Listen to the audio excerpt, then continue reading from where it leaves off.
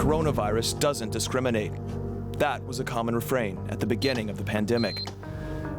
But people and systems do. In the US, the virus is magnifying existing social ills and inequalities. Statistics show that Black Americans are more likely to die from the virus than whites. Worldwide, it is America first in total cases and deaths. Experts point to the country's lack of pandemic preparation and the political division over prevention measures. With case numbers gradually falling once again, can the U.S. ward off another spike of infections and deaths that fall disproportionately on its most vulnerable?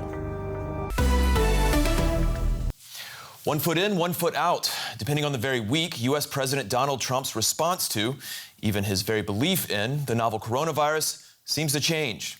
Now, the pandemic may remain an inconvenience for the president, but for many Americans, it's a harrowing saga.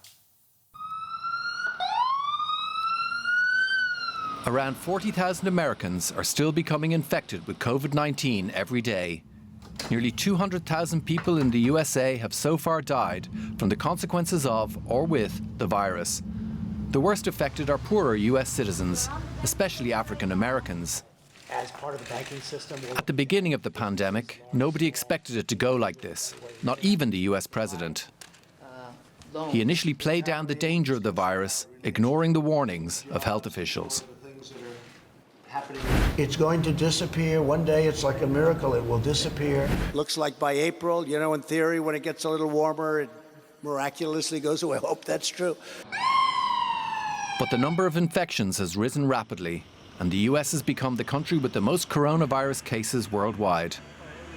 New York hospitals were pushed to the limit. Shortly after individual governors began to lock down their states in March, Trump raised hopes that the country would open up soon.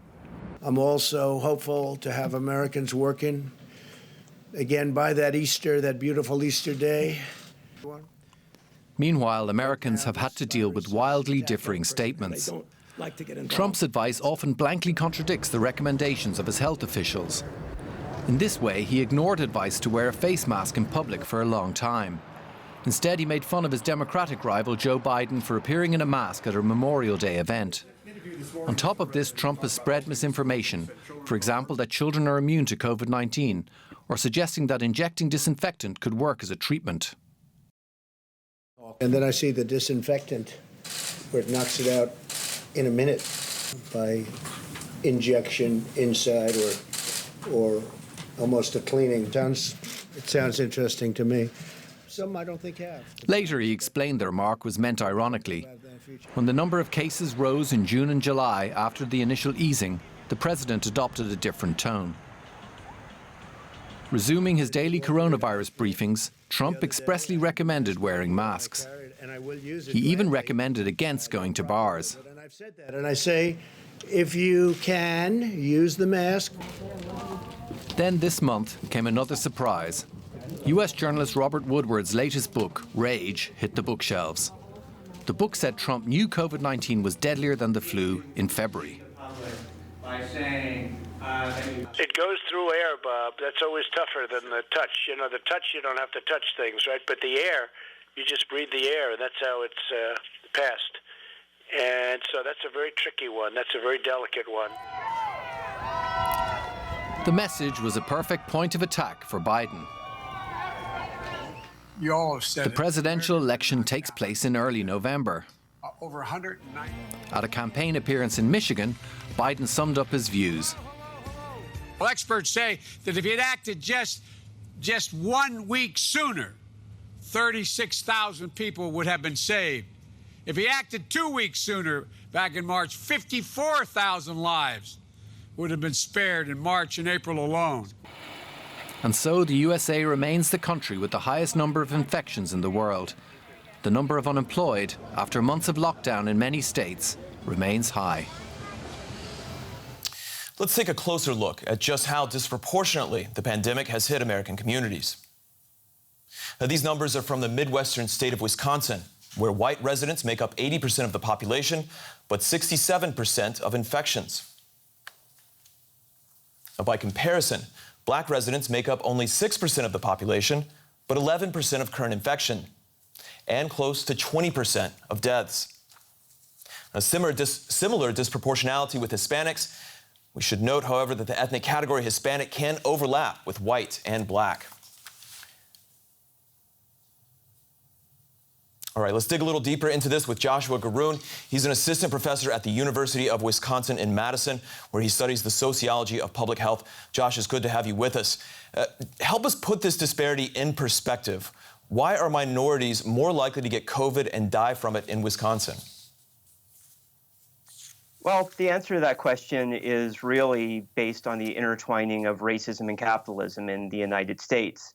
If we take a step back and you really think of any group and you limit the places they can live and you limit the places they can work and you limit their transportation and you limit their wealth, and you do that for a long enough period of time, you segregate them, and then you introduce a pandemic, these are the sorts of effects you're going to see in any group. And that's what we've done in the United States. We've racialized that. We've created a racial hierarchy. And this is what we've done to black people, to brown people, to indigenous people. We've disenfranchised them. We've disinvested in them, disinvested in their neighborhoods, in their workplaces.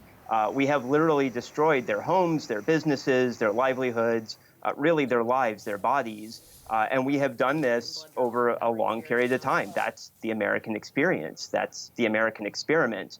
And if you keep running that same experiment over a long enough period of time, you are going to get these same results. Over hundreds of years, you're going to get these results when a pandemic emerges. The pandemic does not create new realities on the ground in terms of the racial realities of the United States. It simply exacerbates the existing realities, the existing inequalities. And that's what we've been seeing in the country, and that's what we've been seeing in Wisconsin, especially in the city of Milwaukee. Josh, to what extent does social benefits play a role, or the access or lack of access to social benefits such as health insurance or paid care, paid leave time, I should say? Absolutely. It's enormous. And that's enormous universally. But again, what we've done in this country is that we have created a racial order in which the people who are most likely not to have access to those benefits, which are not universal anyhow, are ethnic and racial minorities. So they are people, they are brown people, people of color, indigenous people. They are on average less likely to have access to those exact benefits. And as anyone could guess, if you don't have access to healthcare or health insurance, if you don't have access to some sort of secure income, a guaranteed income, or to food or to housing or any of these things, you are going to suffer when a pandemic hits that carves out the basics of life in many ways and creates these difficulties. Now, some people might argue that this is more about poverty, urban poverty, or socioeconomic status. You would say that those two things, socioeconomic status and race here in the U.S., are much more tied together and tethered together, and that's why we see these results. Is that fair to say? Absolutely, from the beginning. That's the history of this country, is the intertwining, the tethering of race and political economy, of race and economics. You cannot understand the story of the United States without understanding how racism and capitalism are inextricably connected and have been from the start. All right, Josh Garoon with the University of Wisconsin. Thank you very much. Thank you. All right, now it's time for your questions to our science correspondent, Derek Williams. Can you contract COVID-19 through a blood transfusion? In general, diseases that primarily affect the respiratory system are not known to be transmitted via blood transfusions. And according to national health authorities like the WHO and the European Center for Disease Prevention and Control, there have been no documented cases so far of that happening with COVID-19. Despite that reassurance, lots of people have worried about this question. I think because of the reports that the virus can cause blood clotting, particularly in later stages of the disease. But it looks like that symptom, though indirectly driven by the virus, is actually probably directly due to deadly cascades that it sets in motion in the immune system that lead to hyperactivity in blood clotting cells, not by viruses in your bloodstream. That said, since a few studies have shown traces of virus in a small percentage of blood samples from people who caught COVID-19. Most organizations that take blood donations are now also taking a lot of precautionary measures as they collect it. They'll probably now check your temperature before you donate, for starters. And you should also expect to fill out a questionnaire detailing your travel history. If you've had COVID-19 and when, how you felt in the last 4 weeks, and whether you're aware of any possible exposures. And of course, if you test positive for the virus anytime within a few weeks after donation, you should definitely inform the collecting agency. All those precautions, I think, make sense. But in general, if transfusions were a common way to pass on this disease, I believe that by now we'd have heard of many cases where it happened, and we haven't.